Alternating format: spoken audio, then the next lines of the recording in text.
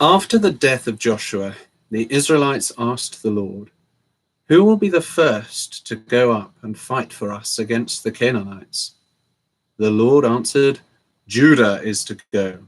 I have given the land into their hands." Then the men of Judah said to the Simeonites, their brothers, "Come up with us into the territory allotted to us to fight against the Canaanites. We in turn will go with you into yours." So the Simeonites went with them. When Judah attacked, the Lord gave the Canaanites and Perizzites into their hands, and they struck down 10,000 men at Bezek. It was there that they found Adoni-Bezek and fought against him, putting to rout the Canaanites and Perizzites. Adoni-Bezek fled, but they chased him and caught him and cut off his thumbs and big toes. Then Adoni-Bezek said, 70 kings with their thumbs and big toes cut off have picked up scraps under my table. Now God has paid me back for what I did to them. They brought him to Jerusalem, and he died there. The men of Judah attacked Jerusalem also, and took it. They put the city to the sword and set it on fire. After that, the men of Judah went down to fight against the Canaanites living in the hill country, the Negev, and the western foothills. They advanced against the Canaanites living in Hebron, formerly called Kiriath Arba, and defeated Sheshai, Ahiman, and Talmai. From there, they advanced against the people living in Debir, formerly called Kiriath Sefer. And Caleb said, "I will give my daughter Aksah in marriage to the man who attacks and captures Kiriath Sefer."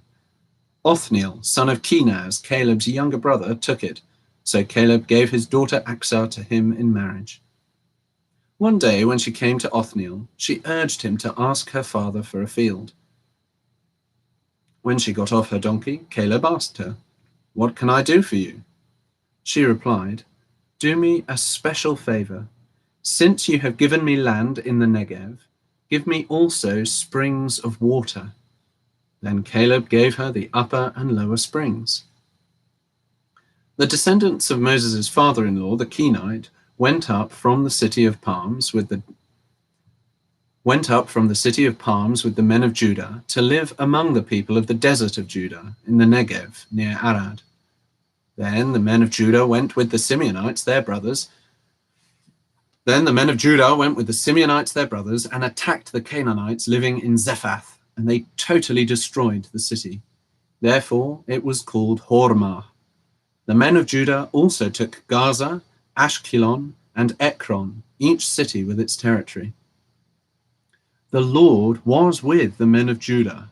They took possession of the hill country, but they were unable to drive the people from the plains because they had iron chariots. As Moses had promised, Hebron was given to Caleb, who drove from it the 3 sons of Anak. The Benjamites, however, failed to dislodge the Jebusites who were living in Jerusalem. To this day, the Jebusites live there with the Benjamites.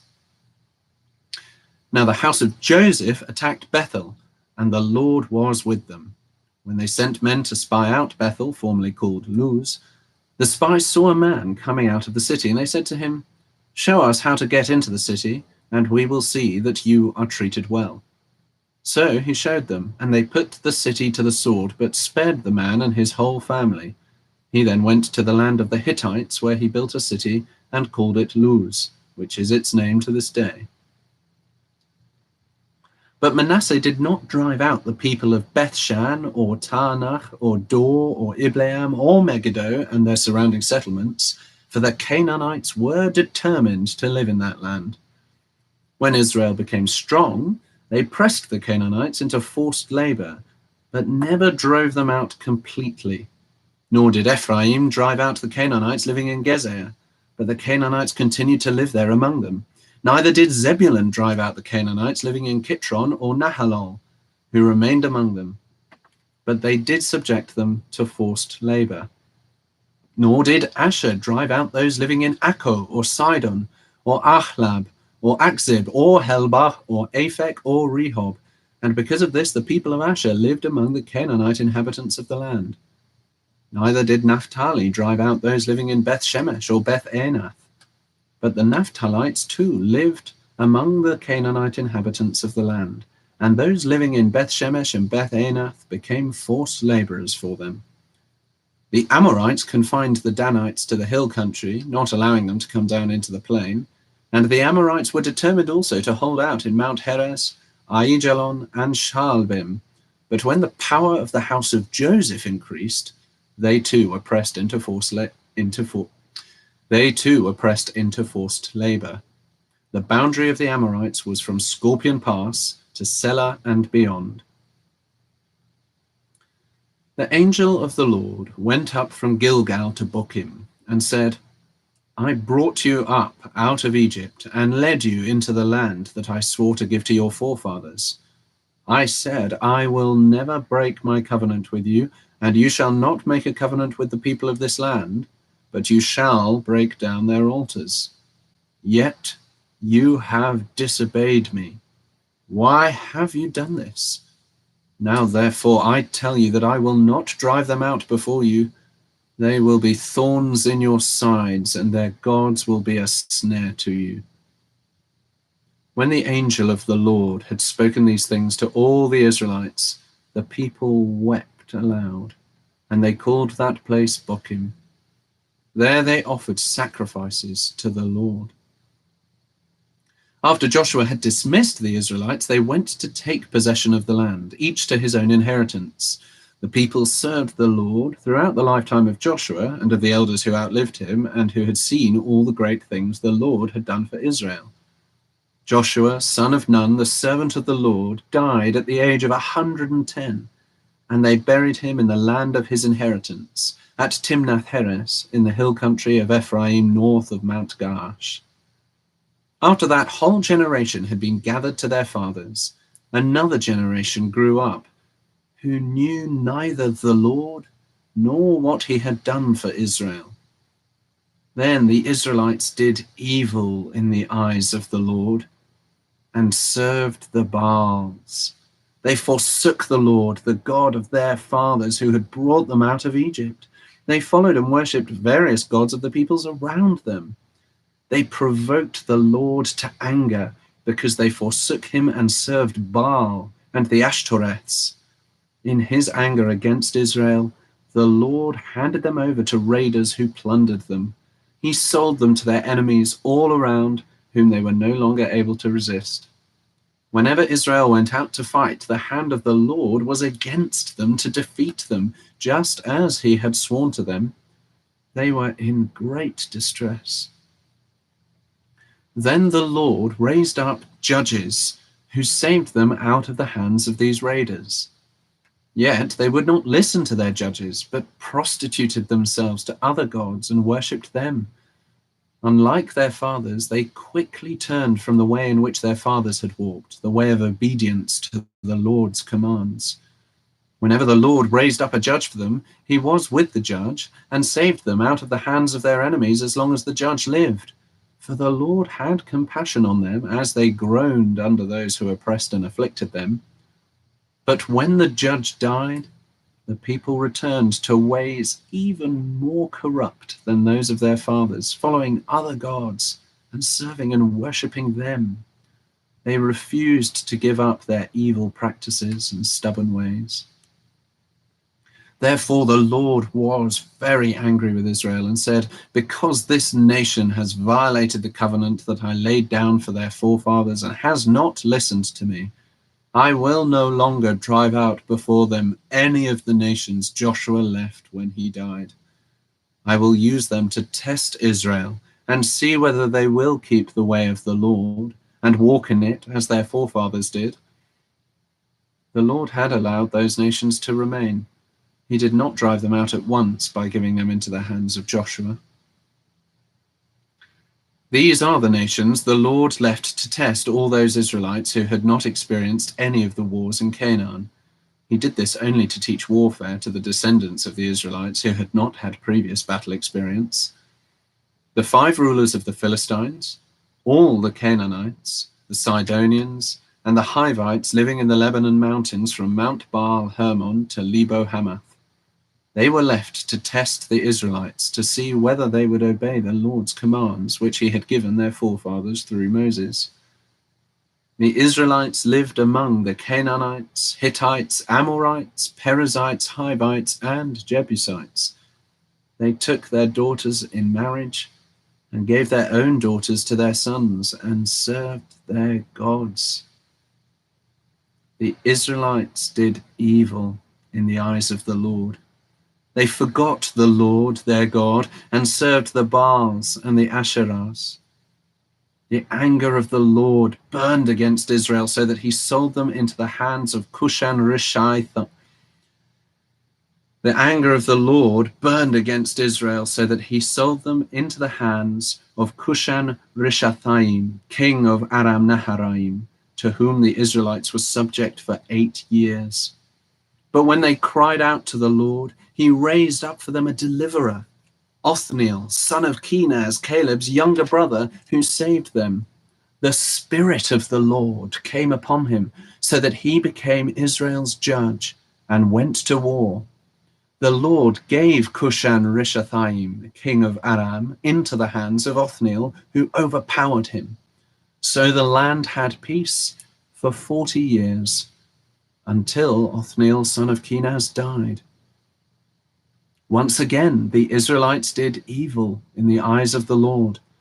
And because they did this evil, the Lord gave Eglon, king of Moab, power over Israel. Getting the Ammonites and Amalekites to join him, Eglon came and attacked Israel, and they took possession of the city of palms. The Israelites were subject to Eglon, king of Moab, for 18 years. Again, the Israelites cried out to the Lord, and he gave them a deliverer, Ehud, a left-handed man, the son of Gera the Benjamite. The Israelites sent him with tribute to Eglon, king of Moab. Now Ehud had made a double-edged sword, about 1.5 feet long, which he strapped to his right thigh under his clothing. He presented the tribute to Eglon, king of Moab, who was a very fat man. After Ehud had presented the tribute, he sent on their way the men who had carried it. At the idols near Gilgal, he himself turned back and said, "I have a secret message for you, O king." The king said, "Quiet," and all his attendants left him. Ehud then approached him while he was sitting alone in the upper room of his summer palace and said, "I have a message from God for you." As the king rose from his seat, Ehud reached with his left hand, drew the sword from his right thigh, and plunged it into the king's belly. Even the handle sank in after the blade, which came out of his back. Ehud did not pull the sword out, and the fat closed in over it. Then Ehud went out to the porch. He shut the doors of the upper room behind him and locked them. After he had gone, the servants came and found the doors of the upper room locked. They said, "He must be relieving himself in the inner room of the house." They waited to the point of embarrassment, but when he did not open the doors of the room, they took a key and unlocked them. There they saw their lord fallen to the floor, dead. While they waited, Ehud got away. He passed by the idols and escaped to Seirah. When he arrived there, he blew a trumpet in the hill country of Ephraim, and the Israelites went down with him from the hills, with him leading them. "Follow me," he ordered, "for the Lord has given Moab, your enemy, into your hands." So they followed him down, and taking possession of the fords of the Jordan that led to Moab, they allowed no one to cross over. At that time they struck down about 10,000 Moabites, all vigorous and strong. Not a man escaped. That day Moab was made subject to Israel, and the land had peace for 80 years. After Ehud came Shamgar, son of Anath, who struck down 600 Philistines with an ox goad. He too saved Israel. After Ehud died, the Israelites once again did evil in the eyes of the Lord. So the Lord sold them into the hands of Jabin, a king of Canaan, who reigned in Hazor. The commander of his army was Sisera, who lived in Harosheth Haggoyim. Because he had 900 iron chariots and had cruelly oppressed the Israelites for 20 years, they cried to the Lord for help. Deborah, a prophetess, the wife of Lapidoth, was leading Israel. Deborah, a prophetess, the wife of Lapidoth, was leading Israel at that time. She held court under the palm of Deborah between Ramah and Bethel in the hill country of Ephraim, and the Israelites came to her to have their disputes decided. She sent for Barak, son of Abinoam, from Kedesh in Naphtali, and said to him, "The Lord, the God of Israel, commands you, go, take with you 10,000 men of Naphtali and Zebulun, and lead the way to Mount Tabor. I will lure Sisera, the commander of Jabin's army, with his chariots and his troops to the Kishon River, and give him into your hands." Barak said to her, "If you go with me, I will go, but if you don't go with me, I won't go." "Very well," Deborah said, "I will go with you, but because of the way you are going about this, the honor will not be yours, for the Lord will hand Sisera over to a woman." So Deborah went with Barak to Kedesh, where he summoned Zebulun and Naphtali. 10,000 men followed him, and Deborah also went with him. Now, Heber the Kenite had left the other Kenites, the descendants of Hobab, Moses' brother-in-law, and pitched his tent by the great tree in Zaanannim near Kedesh. When they told Sisera that Barak, son of Abinoam, had gone up to Mount Tabor, Sisera gathered together his 900 iron chariots and all the men with him from Harosheth Hagoyim to the Kishon River. Then Deborah said to Barak, "Go, this is the day the Lord has given Sisera into your hands. Has not the Lord gone ahead of you?" So Barak went down Mount Tabor, followed by 10,000 men. At Barak's advance, the Lord routed Sisera and all his chariots and army by the sword, and Sisera abandoned his chariot and fled on foot. But Barak pursued the chariots and army as far as Harosheth Hagoyim. All the troops of Sisera fell by the sword. Not a man was left. Sisera, however, fled on foot to the tent of Jael, the wife of Heber the Kenite, because there were friendly relations between Jabin, king of Hazor, and the clan of Heber the Kenite. Jael went out to meet Sisera and said to him, "Come, my lord, come right in, don't be afraid." So he entered her tent, and she put a covering over him. "I'm thirsty," he said. "Please give me some water." She opened a skin of milk, gave him a drink, and covered him up. "Stand in the doorway of the tent," he told her. "If someone comes by and asks you, 'Is anyone here?' say no." But Jael, Heber's wife, picked up a tent peg and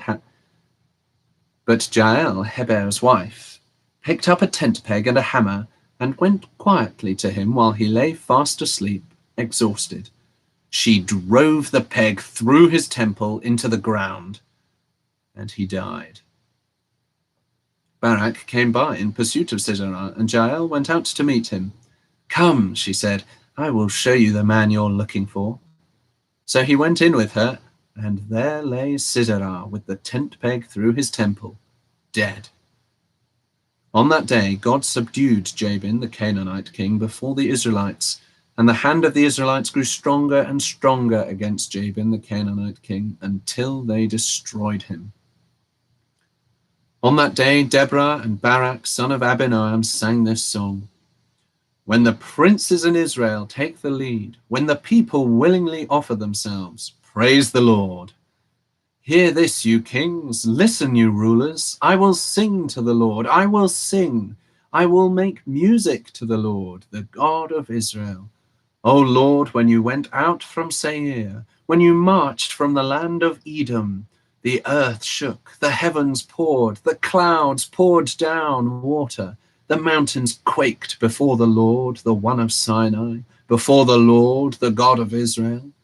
In the days of Shamgar, son of Anath, in the days of Jael, the roads were abandoned. Travelers took to winding paths. Village life in Israel ceased until I, Deborah, arose, a mother in Israel. When they chose new gods, war came to the city gates, and not a shield or spear was seen among 40,000 in Israel. My heart is with Israel's princes, with the willing volunteers among the people. Praise the Lord. You who ride on white donkeys, sitting on your saddle blankets, and you who walk along the road, consider the voice of the singers at the watering places. They recite the righteous acts of the Lord, the righteous acts of his warriors in Israel. Then the people of the Lord went down to the city gates. Wake up, Deborah. Wake up, break out in song. Arise, O Barak. Take captive your captives, O son of Abinoam. Then the men who were left came down to the nobles. The people of the Lord came to me with the mighty. Some came from Ephraim, whose roots were in Amalek. Benjamin was with the people who followed you. From Machir, captains came down. From Zebulun, those who bear a commander's staff. The princes of Issachar were with Deborah. Yes, Issachar was with Barak, rushing after him into the valley. In the districts of Reuben, there was much searching of heart. Why did you stay among the campfires to hear the whistling for the flocks? In the districts of Reuben, there was much searching of heart. Gilead stayed beyond the Jordan, and Dan, why did he linger by the ships? Asher remained on the coast and stayed in his coves. The people of Zebulun risked their very lives. So did Naphtali on the heights of the field. Kings came. They fought. The kings of Canaan fought at Tanach by the waters of Megiddo. But they carried off no silver, no plunder. From the heavens the stars fought. From their courses they fought against Sisera. The river Kishon swept them away, the age-old river, the river Kishon. March on, my soul, be strong. Then thundered the horses' hooves, galloping, galloping go his mighty steeds. Curse Meroz, said the angel of the Lord, curse its people bitterly, because they did not come to help the Lord against the mighty. Most blessed of women be Jael, the wife of Heber the Kenite. Most blessed of tent-dwelling women. He asked for water, and she gave him milk. In a bowl fit for nobles, she brought him curdled milk. Her hand reached for the tent peg, her right hand for the workman's hammer. She struck Sisera, she crushed his head, she shattered and pierced his temple. At her feet he sank, he fell, there he lay. At her feet he sank, he fell. Where he sank, there he fell, dead. Through the window peered Sisera's mother. Behind the lattice she cried out, why is his chariot so long in coming? Why is the clatter of his chariots delayed? The wisest of her ladies answer her. Indeed, she keeps saying to herself, are they not finding and dividing the spoils, a girl or two for each man? Colourful garments as plunder for Sisera, colourful garments embroidered, highly embroidered garments for my neck, all this as plunder. So may all your enemies perish, O Lord, but may they who love you be like the sun when it rises in its strength. Then the land had peace for 40 years. Again, Midianites did evil in the eyes of the Lord, and for 7 years he gave them into the hands of the Midianites. Because the power of Midian was so oppressive, the Israelites prepared shelters for themselves in mountain clefts, caves, and strongholds.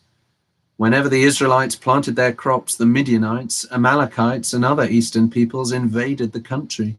They camped on the land and ruined the crops all the way to Gaza and did not spare a living thing for Israel, neither sheep, nor cattle, nor donkeys. They came up with their livestock and their tents like swarms of locusts.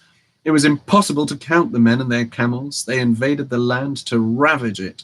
Midian so impoverished the Israelites that they cried out to the Lord for help.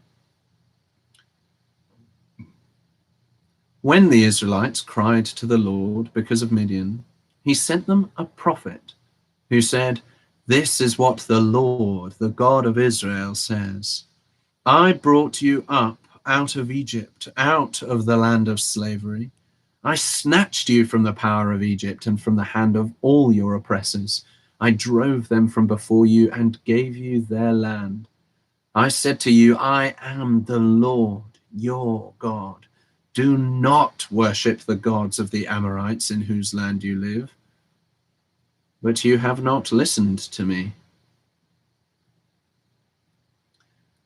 The angel of the Lord came and sat down under the oak in Ophrah that belonged to Joash the Abiezrite, where his son Gideon was threshing wheat in a winepress to keep it from the Midianites. When the angel of the Lord appeared to Gideon, he said, "The Lord is with you, mighty warrior." "But, sir," Gideon replied, "if the Lord is with us, why has all this happened to us? Where are all his wonders that our fathers told us about when they said, 'Did not the Lord bring us up out of Egypt?' But now the Lord has abandoned us and put us into the hand of Midian." The Lord turned to him and said, "Go in the strength you have and save Israel out of Midian's hand. Am I not sending you?" "But Lord," Gideon asked, "how can I save Israel? My clan is the weakest in Manasseh, and I am the least in my family." The Lord answered, "I will be with you, and you will strike down all the Midianites together." Gideon replied, "If now I have found favor in your eyes, give me a sign that it is really you talking to me. Please do not go away until I come back and bring my offering and set it before you." And the Lord said, "I will wait until you return." Gideon went in, prepared a young goat, and from an ephah of flour he made bread without yeast. Putting the meat in a basket and its broth in a pot, he brought them out and offered them to him under the oak. The angel of the Lord said to him, "Take the meat and the unleavened bread, place them on this rock and pour out the broth." And Gideon did so. With the tip of the staff that was in his hand, the angel of the Lord touched the meat and the unleavened bread. Fire flared from the rock, consuming the meat and the bread, and the angel of the Lord disappeared. When Gideon realized that it was the angel of the Lord, he exclaimed, "Ah, sovereign Lord, I have seen the angel of the Lord face to face." But the Lord said to him, "Peace, do not be afraid, you are not going to die." So Gideon built an altar to the Lord there and called it, "The Lord is Peace." To this day it stands in Ophrah of the Abiezrites. That same night the Lord said to him, "Take the second bull from your father's herd, the one 7 years old. Tear down your father's altar to Baal and cut down the Asherah pole beside it. Then build a proper kind of altar to the Lord your God on the top of this height.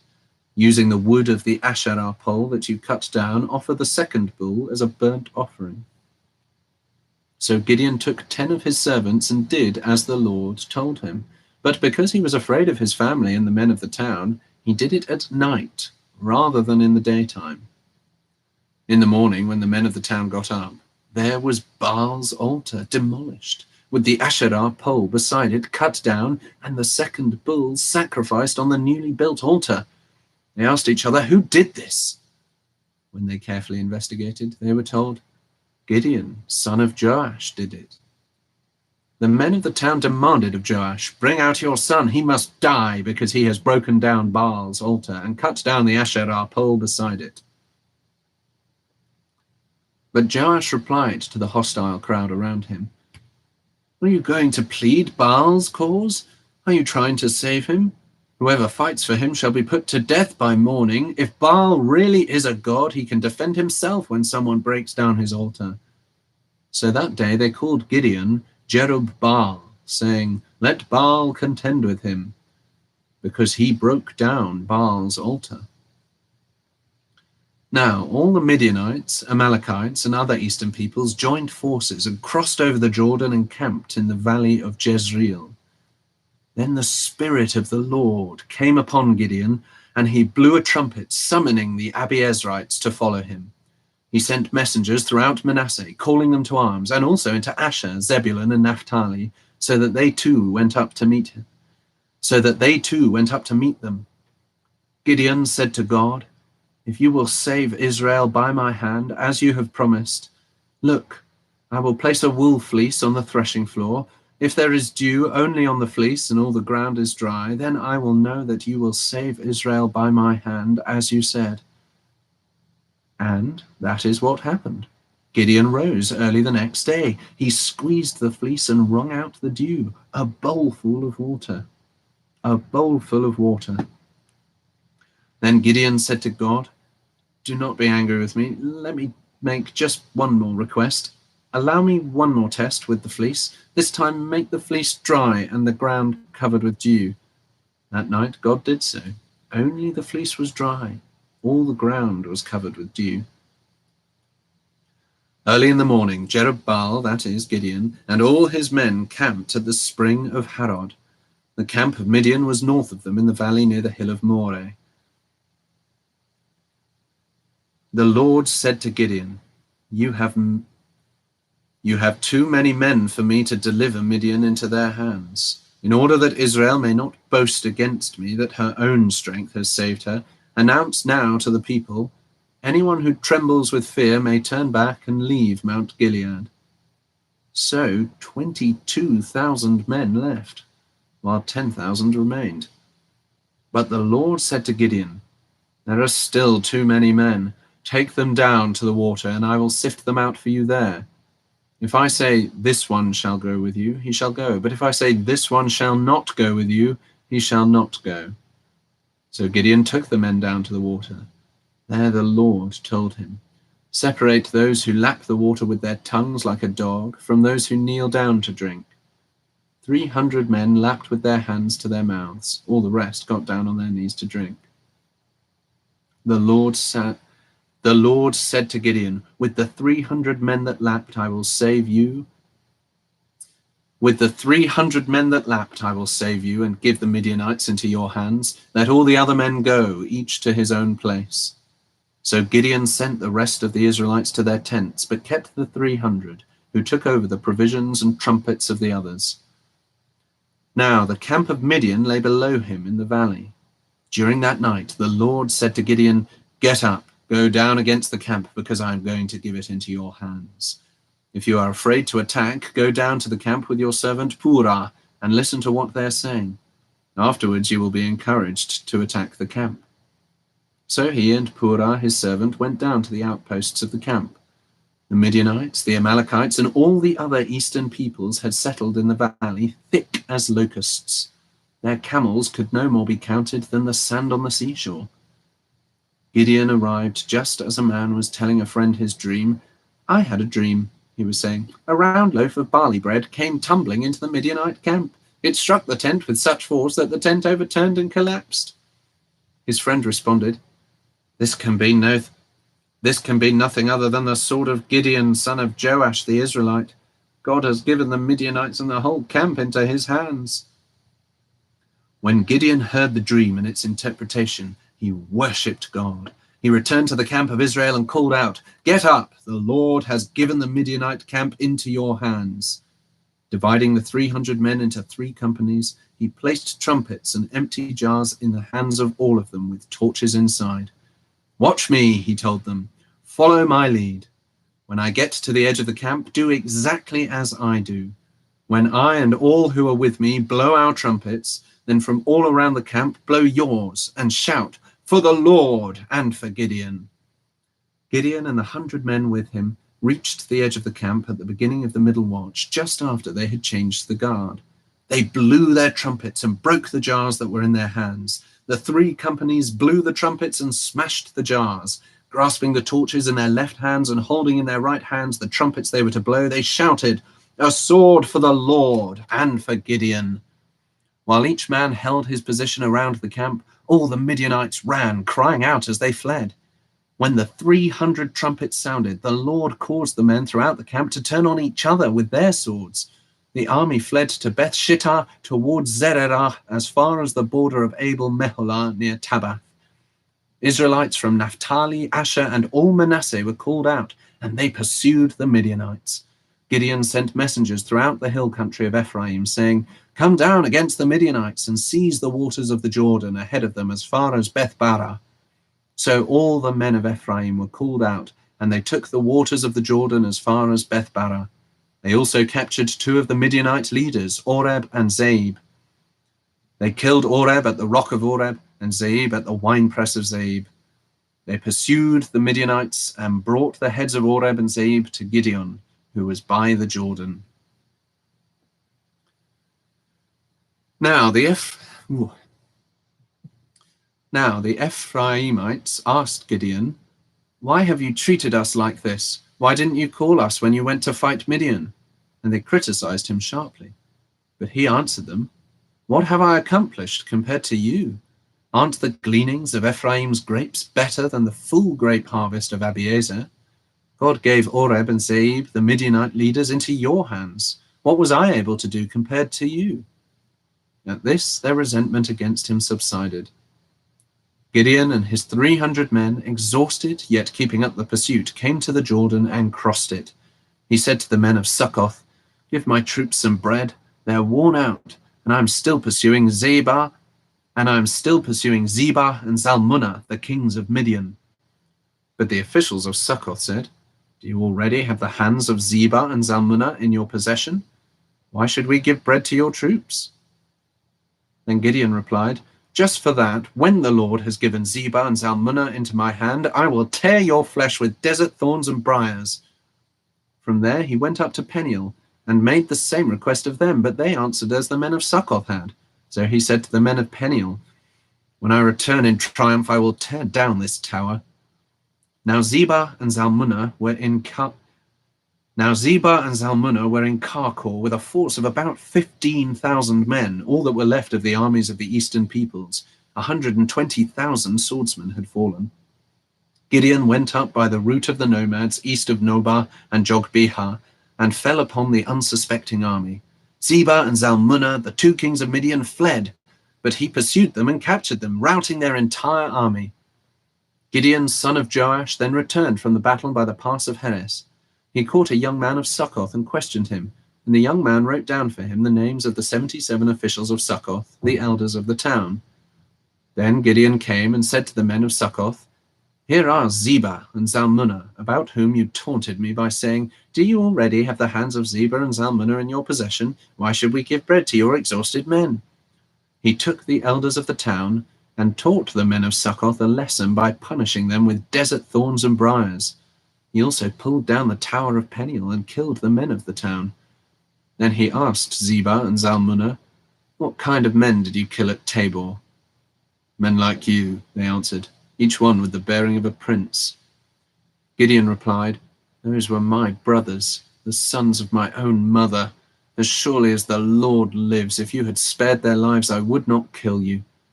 Turning to Jether, his oldest son, he said, "Kill them." But Jether did not draw his sword because he was only a boy and was afraid. Zebah and Zalmunna said, "Come, do it yourself. As is the man, so is his strength." So Gideon stepped forward and killed them and took the ornaments off their camels' necks. The Israelites said to Gideon, "Rule over us, you, your son, and your grandson, because you have saved us out of the hand of Midian."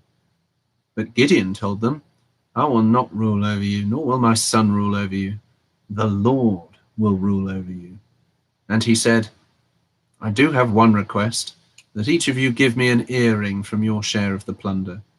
It was the custom of the Ishmaelites to wear gold earrings. They answered, "We'll be glad to give them." So they spread out a garment, and each man threw a ring from his plunder onto it. The weight of the gold rings he asked for came to 1,700 shekels, not counting the ornaments, the pendants, and the purple garments worn by the kings of Midian, or the chains that were on their camels' necks. Gideon made the gold into an ephod, which he placed in Ophrah, his town. All Israel prostituted themselves by worshipping it there, and it became a snare to Gideon and his family. Thus Midian was subdued before the Israelites and did not raise its head again. During Gideon's lifetime, the land enjoyed peace for 40 years. Jerubbaal, son of Joash, went back home to live. He had 70 sons of his own, for he had many wives. His concubine, who lived in Shechem, also bore him a son, whom he named Abimelech.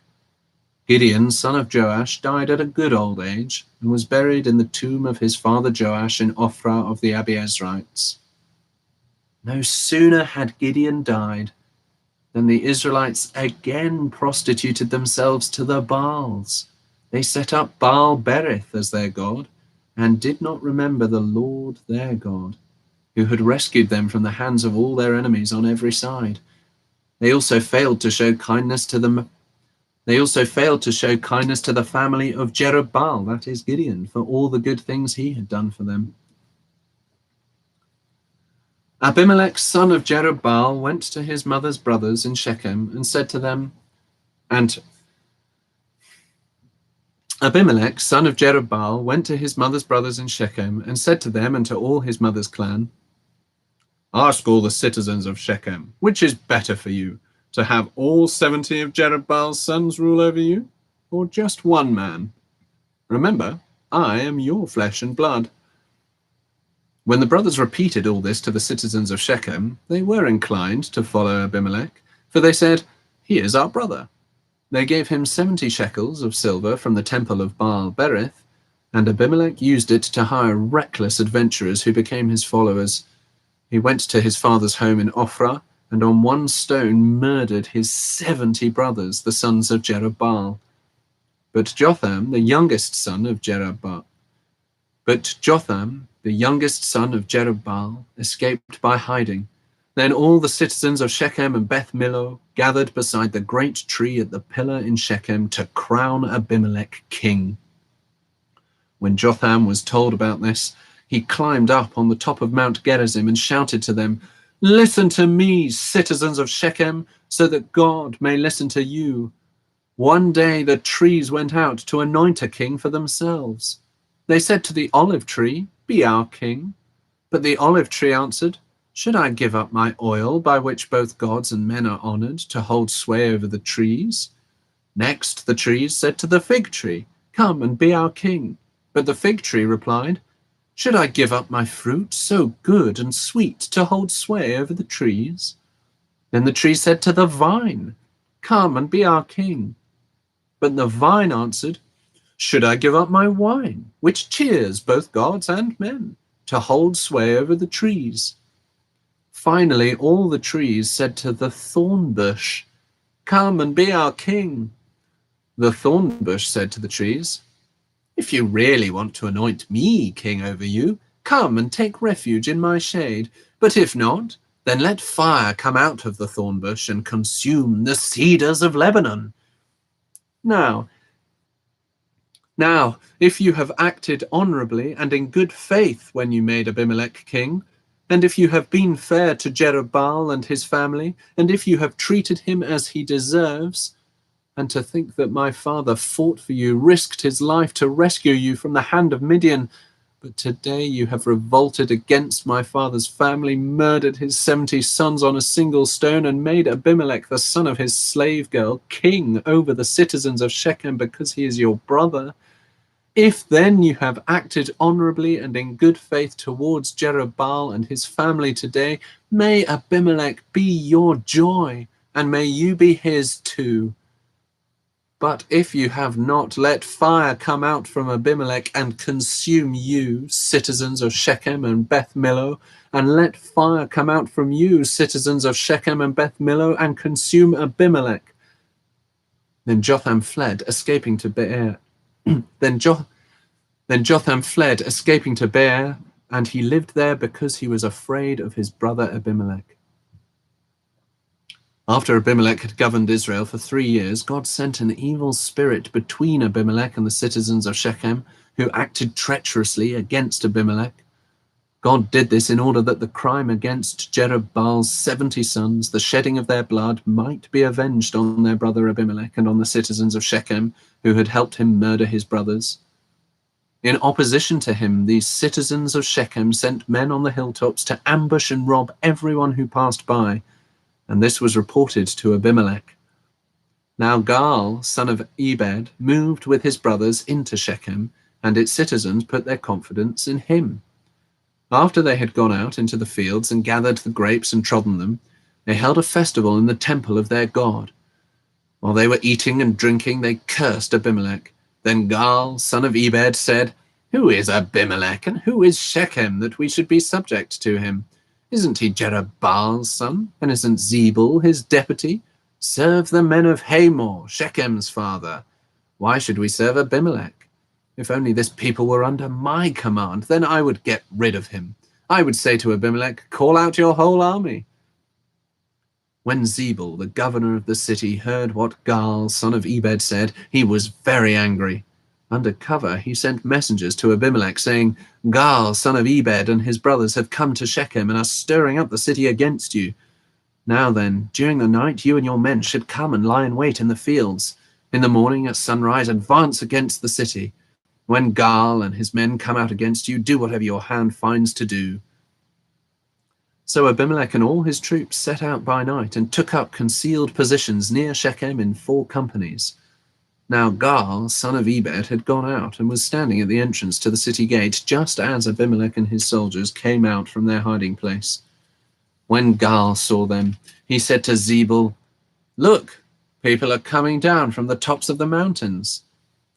Zebul replied, "You mistake the shadows of the mountains for..." Zebul replied, "You mistake the shadows of the mountains for men." But Gaal spoke up again, "Look, people are coming down from the center of the land, and a company is coming from the direction of the soothsayer's tree." Then Zebul said to him, "Where is your big talk now, you who said, 'Who is Abimelech that we should be subject to him?' Aren't these the men you ridiculed? Go out and fight them." So Gaal led out the citizens of Shechem and fought Abimelech. Abimelech chased him, and many fell wounded in the flight, all the way to the entrance to the gate. Abimelech stayed in Arumah, and Zebul drove Gaal and his brothers out of Shechem. The next day, the people of Shechem went out to the fields, and this was reported to Abimelech. So he took his men, divided them into 3 companies, and set an ambush in the fields. When he saw the people coming out of the city, he rose to attack them. Abimelech and the companies with him rushed forward to a position at the entrance to the city gate. Then 2 companies rushed upon those in the fields and struck them down. All that day, Abimelech pressed his attack against the city until he had captured it and killed its people. Then he destroyed the city and scattered salt over it. On hearing this, the citizens in the tower of Shechem went into the stronghold of the temple of El-Berith. When Abimelech heard that they had assembled there, he and all his men went up Mount Zalmon. He took an axe and cut off some branches, which he lifted to his soldiers. He took an axe and cut off some branches, which he lifted to his shoulders. He ordered the men with him, "Quick, do what you have seen me do." So all the men cut branches and followed Abimelech. They piled them against the stronghold and set it on fire over the people inside. So all the people in the tower of Shechem, about 1,000 men and women, also died. Next, Abimelech went to Thebez and besieged it and captured it. Inside the city, however, was a strong tower to which all the men and women, all the people of the city, fled. They locked themselves in and climbed up on the tower roof. Abimelech went to the tower and stormed it, but as he approached the entrance to the tower to set it on fire, a woman dropped an upper millstone on his head and cracked his skull. Hurriedly, he called to his armor-bearer, "Draw your sword and kill me, so that they can't say a woman killed him." So his servant ran him through, and he died. When the Israelites saw that Abimelech was dead, they went home. Thus God repaid the wickedness that Abimelech had done to his father by murdering his 70 brothers. God also made the men of Shechem pay for all their wickedness. The curse of Jotham, son of Jerubbaal, came on them. After the time of Abimelech, a man of Issachar, Tola, son of Puah, the son of Dodo, rose to save Israel. He lived in Shamir, in the hill country of Ephraim. He led Israel for 23 years. Then he died and was buried in Shamir. He was followed by by Jair of Gilead, who led Israel for 22 years. He had 30 sons who rode 30 donkeys. They controlled 30 towns in Gilead, which to this day are called Havoth Jair. When Jair died, he was buried in Carmon.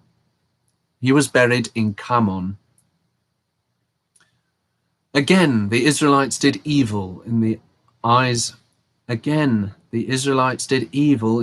of the Lord. They served the Baals and the Ashtoreths and the gods of Aram, the gods of Sidon, the gods of Moab, the gods of the Ammonites, and the gods of the Philistines. And because the Israelites forsook the Lord and no longer served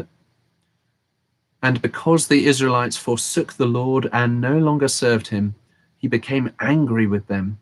He sold them into the hands of the Philistines and the Ammonites, who that year shattered and crushed them.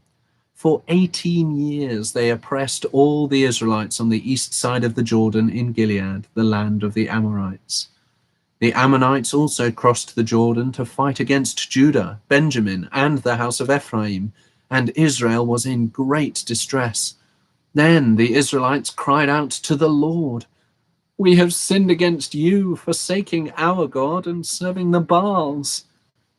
The Lord replied, "When the Egyptians, the Amorites, the Ammonites, the Philistines, the Sidonians, the Amalekites, and the Maonites oppressed you and you cried to me for help, did I not save you from their hands?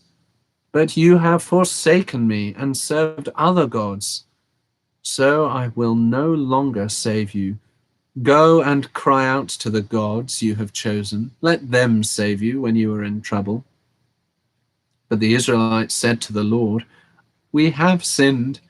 Do with us whatever you think best, but please rescue us now." Then they got rid of the foreign gods among them and served the Lord. And he could bear Israel's misery no longer. When the Ammonites were called to arms and camped in Gilead, the Israelites assembled and camped at Mizpah. The leaders of the people of Gilead said to each other, "Whoever will launch the attack against the Ammonites will be the head of all those living in Gilead." Jephthah the Gilead was a mighty warrior. His father was Gilead. His mother was a prostitute. Gilead's wife also bore him sons, and when they were grown up, they drove Jephthah away. "You are not going to get any inheritance in our family," they said, "because you are the son of another woman." So Jephthah fled from his brothers and settled in the land of Tob, where a group of adventurers gathered around him and followed him. Sometime later, when the Ammonites made war on Israel, the elders of Gilead went to get Jephthah from the land of Tob. "Come," they said, be our commander so we can fight the Ammonites." Jephthah said to them, "Didn't you hate me and drive me from my father's house? Why do you come to me now when you're in trouble?" The elders of Gilead said to him, "Nevertheless, we are turning to you now. Come with us to fight the Ammonites, and you will be our head over all who live in Gilead."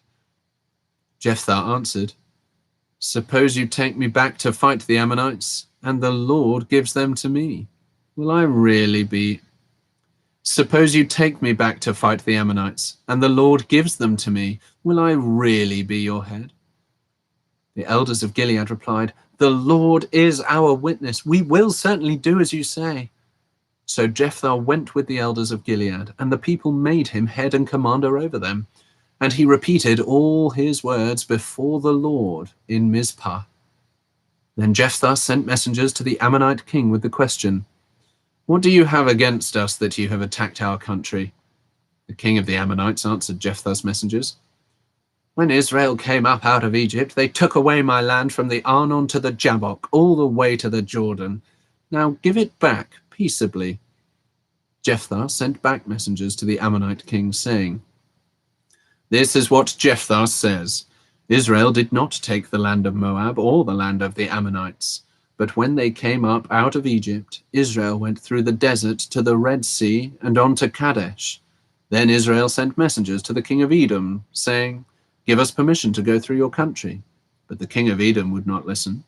They sent also to the king of Moab, and he refused. So Israel stayed at Kadesh.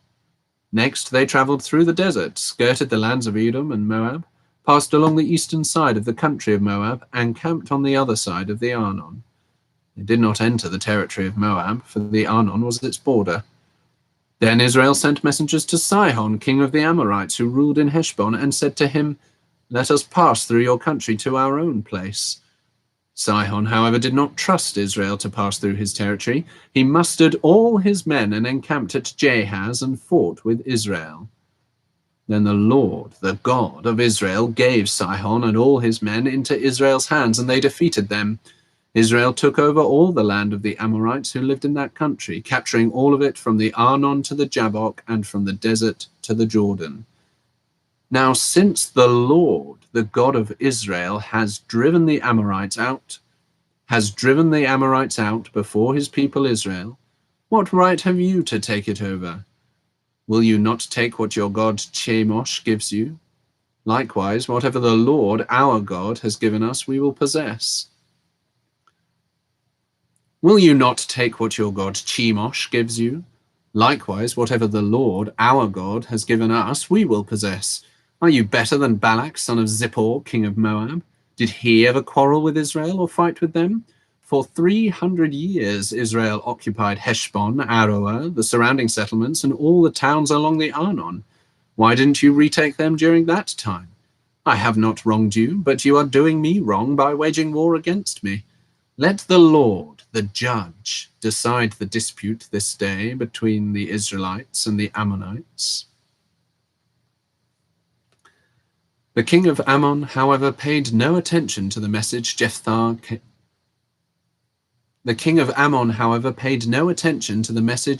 sent him. Then the Spirit of the Lord came upon Jephthah. He crossed Gilead and Manasseh, passed through Mizpah of Gilead, and from there he advanced against the Ammonites. And Jephthah made a vow to the Lord.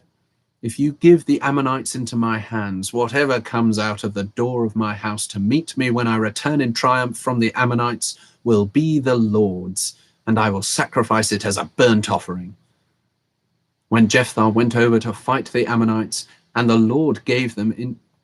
Then Jephthah went over to fight the Ammonites, and the Lord gave them into his hands. He devastated 20 towns from Aroer to the vicinity of Minnith, as far as Abel Karamim.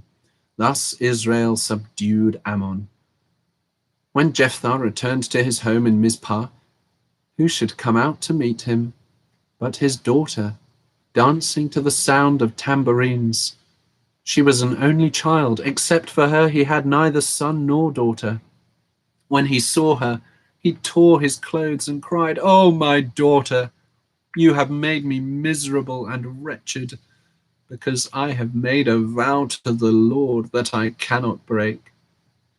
"My father," she replied, "you have given your word to the Lord. Do to me just as you promised, now that the Lord has avenged you of your enemies, the Ammonites."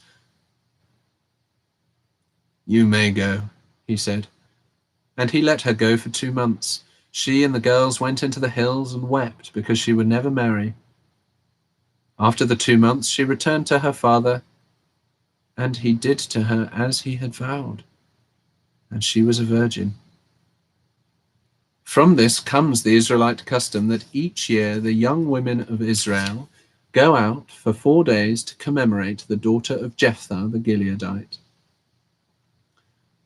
The men of Ephraim called out their forces, crossed over to Zaphon, and said to Jephthah, "Why did you go to fight the Ammonites without calling us to go with you? We're going to burn down your house over your head." Jephthah answered, "I and my people were engaged in a great struggle with the Ammonites, and although I called, you didn't save me out of their hands. When I saw that you wouldn't help, I took my life in my hands. and crossed over to fight the Ammonites, and the Lord gave me the victory over them. Now why have you come up today to fight me?" Jephthah then called together the men of Gilead and fought against Ephraim. The Gileadites struck them down because the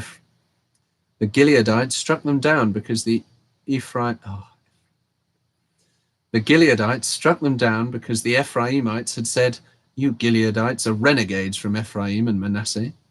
The Gileadites captured the fords of the Jordan leading to Ephraim, and whenever a survivor of Ephraim said, "Let me cross over," the men of Gilead asked him, "Are you an Ephraimite?" If he replied, "No," they said, "All right, say Shibboleth." If he said Sibboleth, because he could not pronounce the word correctly, they seized him and killed him at the fords of the Jordan. 42,000 Ephraimites were killed at that time. Jephthah led Israel for 6 years. Then Jephthah the Gileadite died and was buried in a town in Gilead. After him, Ibzan of Bethlehem led Israel. He had 30 sons and 30 daughters. He gave his daughters away in marriage to those outside his clan, and for his sons he brought in 30 young women as wives from outside his clan.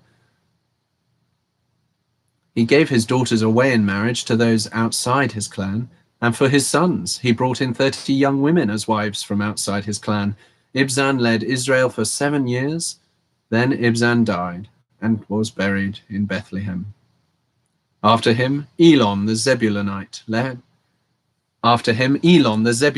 led Israel for 10 years. Then Elon died and was buried in Aijalon in the land of Zebulun. After him, Abdon, son of Hillel, from Pirathon, led Israel. He had 40 sons and 30 grandsons who rode on 70 donkeys. He led Israel for 8 years. Then Abdon, son of Hillel, died and was buried at Pirathon in Ephraim, in the hill country of the Amalekites.